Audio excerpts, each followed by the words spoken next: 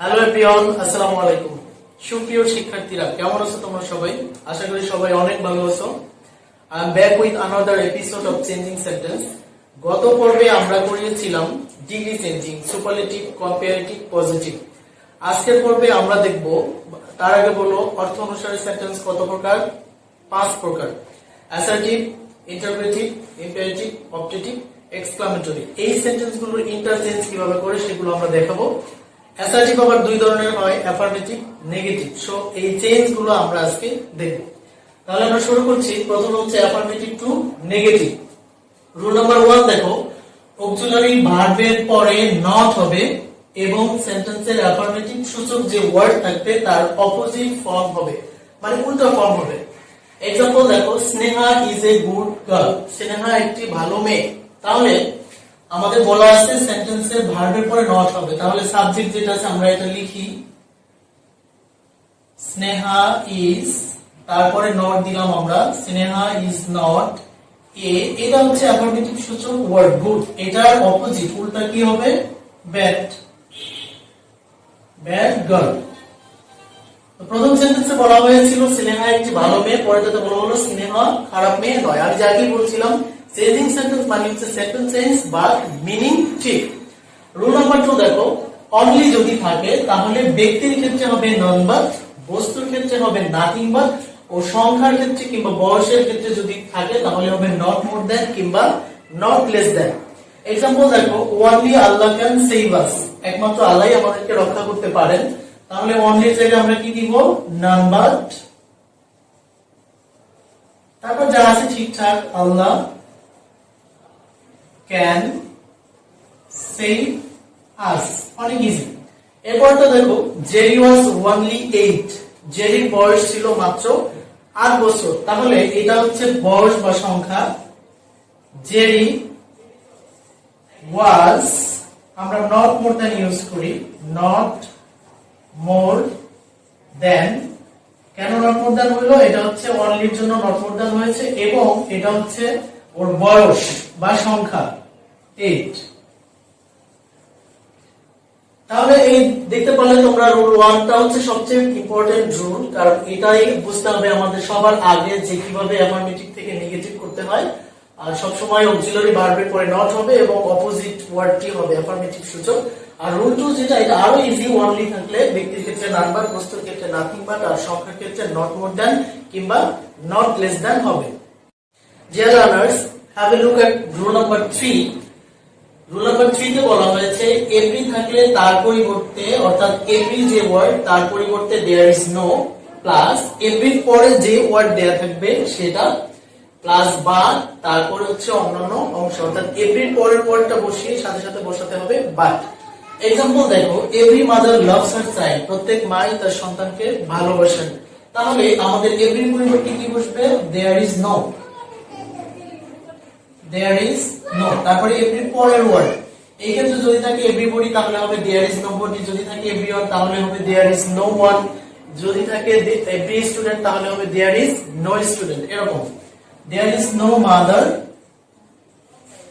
তারপরে স্ট্রাকচার অনুযায়ী কি বসবে? বাট, এরপরে হচ্ছে লাভস হার চাইল্ড, অর্থাৎ পরবর্তীতে যা আছে সব ঠিকঠাক। রুল নাম্বার 4 দেখো, must, have to, has to থাকলে হবে ক্যান নট বাট। তবে এখানটাতে আমরা ক্যান নট হেল্প ও ব্যবহার করতে পারবো। সেই ক্ষেত্রে ক্যান নট হেল্প ব্যবহার করলে পরবর্তী ভার্বের সাথে হবে আইএনজি, এবং হ্যাজ টু থাকলে আমরা ব্যবহার করব কুড নট বাট। এখানে আমরা কুড নট হেল্প ব্যবহার করতে পারবো, তবে সেই ক্ষেত্রে হবে আইএনজি। আমরা ক্যান নট বাট এবং কুড নট বাটটাই শিখলাম। We must help the poor, আমরা অবশ্যই গরিবদেরকে সাহায্য করব। তাহলে উই মাস্টের জায়গায় কি হবে? যেহেতু must have to has to থাকলে হবে can not but, we can not but, তারপর যা আছে সেটা help the poor, help the poor. Dear students, now look at rule number 5. Always থাকলে হবে never, very থাকলে হবে at all. এক্সাম্পল দেখো, হি অলওয়েজ রিমেম্বার্স আস, তিনি সব সময় আমাদেরকে স্মরণ করেন। তাহলে হি অলওয়েজ এর জায়গায় কি হবে? নেভার, আর রিমেম্বার মানে স্মরণ করা, এটার অপোজিট দিতে হবে ফরগেট, ভুলে যাওয়া। হি নেভার ফরগেটস আস, তিনি সবসময় আমাদের মনে রাখেন। তার আর নেগেটিভ করলে অর্থটা দাঁড়ালো তিনি কখনো আমাদেরকে ভুলে যান না। তারপরে দেখো the boy is very tall, ছেলেটি অনেক লম্বা। তাহলে দ্য বয় ইজ, প্রথম রুল যেটা, ইজ এর পরে নট হবে, দ্য বয় ইজ নট। টল এর বিপরীত ফর্ম হবে শর্ট, লম্বা খাটো। ইজ নট শর্ট, আর ভেরির জন্য সবার শেষে হবে অ্যাট অল। ছেলেটি অনেক লম্বা, তার মানে নেগেটিভ করলে অর্থটা দাঁড়ালো ছেলেটি মোটেও খাটো নয়। এরপর দেখো rule number 6, both dot dot and থাকলে বোথের জায়গায় হবে নট অনলি, আর এন্ড এর জায়গায় হবে বাট অলসো। এক্সাম্পল দেখো, both Sara and Zara attended at the party, Sara এবং জারা উভয়ই পার্টিতে যোগদান করেছিল। তাহলে বোথের জায়গায় কি হবে, নট অনলি, তারপরে সারা, আর এন্ড এর জায়গায় কি হবে, বাট অলসো, যারা, তারপর যা যা আছে ঠিকঠাক, attended at the party.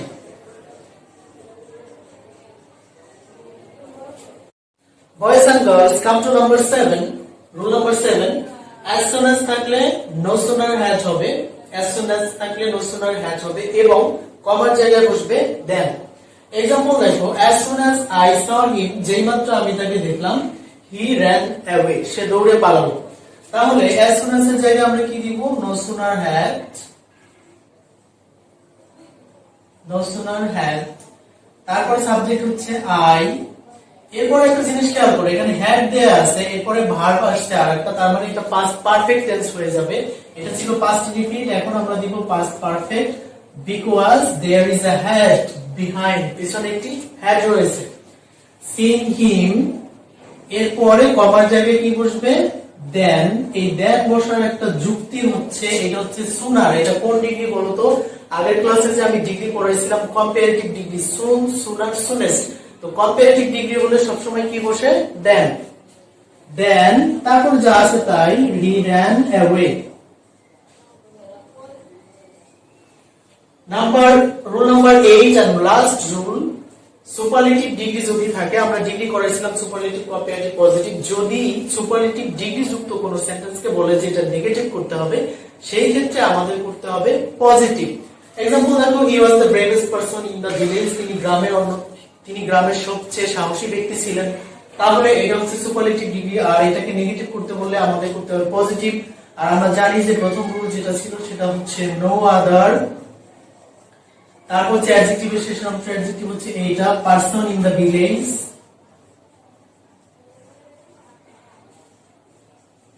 No other person in the village. এরপরে আমরা দিব ভার্ব ওয়াজ, তারপরে স্ট্রাকচার অনুযায়ী অ্যাজ, এরপরে এটার পজিটিভ ফর্ম ব্রেভ, তারপরে আবার অ্যাজ, আর সবার শেষে যাবে সাবজেক্ট হি। অনেক easy. So my dear students, এই ছিল অ্যাফার্মেটিভ টু নেগেটিভ করার রুলস।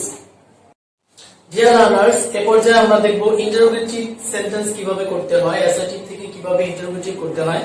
আমাদের অ্যাফার্মেটিভ টু নেগেটিভ অনেকগুলো রুলস ছিল, বাট এখানে আমি মাত্র 2টা রুলস শেখাবো এবং অনেক ইজিলি সেন্টেন্সকে ইন্টারোগেটিভ করতে পারবে তোমরা। এটা অনেকটা tag question, making tag question করার মতো, অর্থাৎ কোশ্চেন যেভাবে আমরা ট্যাগ করি সেই সিস্টেমই অনেকটা মিলে যায়। তো আমরা এখন দেখি ইন্টারোগেটিভ কিভাবে করতে হবে। সেন্টেন্সের শুরুতে অক্সিলারি ভার্ব প্লাস এন এর শর্ট ফর্ম যেটা, এটা হবে এই যে ট্যাগ কোশ্চেনের নিয়ম।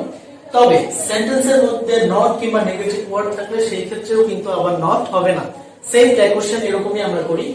এক্সাম্পল দেখো, হি নোজ মি, তিনি আমাকে চিনেন। তাহলে এটা হচ্ছে যুক্ত করা আছে, তাহলে এটা কোন টেন্স, প্রেজেন্ট ইনডিফিনিট। আর প্রেজেন্ট ইনডিফিনিটে অক্সিলারি ভার্ব হিসেবে কি ইউজ করা হয়, ডু বা ডাজ। যেহেতু এর যুক্ত করা আছে আমরা বসাবো ডাজ, তারপরে নট দিতে হবে ডাজেন্ট, এরপরে সাবজেক্ট হি, তারপরে ভার্ব নোস হবে না, কারণ আমরা আগেই ডু এর সাথে ইয়ে যুক্ত করে দিয়েছি, ডাজেন্ট হি নো। এরপরে হচ্ছে মি। সবার শেষে ইন্টারোগেটিভ, যেহেতু আমরা ইন্টারোগেটিভ সেন্টেন্স করতেছি ইন্টারোগেটিভ সাইন দিতে হবে। সো ডিয়ার স্টুডেন্টস, দেখতে পারলে তোমরা যে কত ইজিলি ইন্টারোগেটিভ করা যায়। এরপরে এক্সাম্পল দেখো, শি নেভার কেম ব্যাক, সে কখনো ফিরে আসে নাই। তাহলে এখানেও কিন্তু অক্সিলারি ভার্ব নেই, বা যেটা came back past indefinite tense, তাহলে অক্সিলারি ভার্ব হিসেবে আমরা কি নিয়ে আসতে পারি? ডিড। আর এইখানে নেভার এর মধ্যে না আছে, এই কারণে নট হবে না, অর্থাৎ ডিডন্ট হবে না। এরপরে সাবজেক্ট হচ্ছে শি, ডিড শি। তারপরে আমরা যে নেগেটিভ করেছিলাম যে নেভার থাকলে অলওয়েজ, আবার এইখানে নেভার থাকলে আমরা লিখবো ever, did he ever.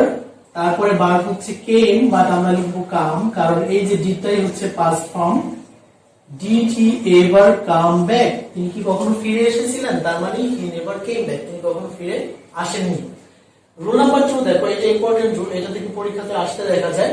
Everybody, everyone, nobody, no one, none, all, এই ওয়ার্ডগুলির যে কোনো একটি যদি ইন্টারোগেটিভ সেন্টেন্সের বেলাতে থাকে, অর্থাৎ অ্যাসার্টিভ সেন্টেন্সে থাকে, সেটাকে ইন্টারোগেটিভ করার জন্য যে কোনো একটা থাকলে আমরা ইউজ করব হু। তাহলে एग्जांपल দেখো, এভরিওয়ান লাইকস ফ্লাওয়ার, সবাই ফুল পছন্দ করে, তাহলে এভরিওয়ান এর জন্য কি হবে? হু। এরপরে এটা প্রেজেন্ট ইনডিফিনিট টেন্স, ডাজন্ট। তারপরে ভার্ব হচ্ছে লাইকস, বাট আমরা দিব লাইক, কারণ আগে এস যুক্ত করা হয়েছে। তারপরে হচ্ছে ফ্লাওয়ার, সবার শেষে ইন্টারোগেটিভ সাইন। এই ইন্টারোগেটিভ সাইন না দিলে কিন্তু মার্ক কাটা যাবে। নোবডি ওয়াজ হ্যাপি, কেউ খুশি ছিল না, তাহলে নোবডির জন্য কি হবে? হু। আর নোবডির মধ্যে কি ছিল? না, এই কারণে ডু নট, ডাজ নট বা এরকম ভার্বের নেগেটিভটা হবে না, শুধু ভার্বটা হবে was. Who was happy. My dear students, এই পর্যায়ে আমরা দেখব অ্যাসার্টিভ থেকে কি করে এক্সক্লামেটরি করতে হয়। এখানেও দুইটা রুলস, অনলি 2 রুলস আর দেয়ার। ইন্টারোগেটিভের বেলায় আমরা দেখছিলাম দুইটা রুলস, এটাতে দুইটা রুলস, এবং এটাও অনেক বেশি ইজি সিস্টেম অনুযায়ী করতে পারলে।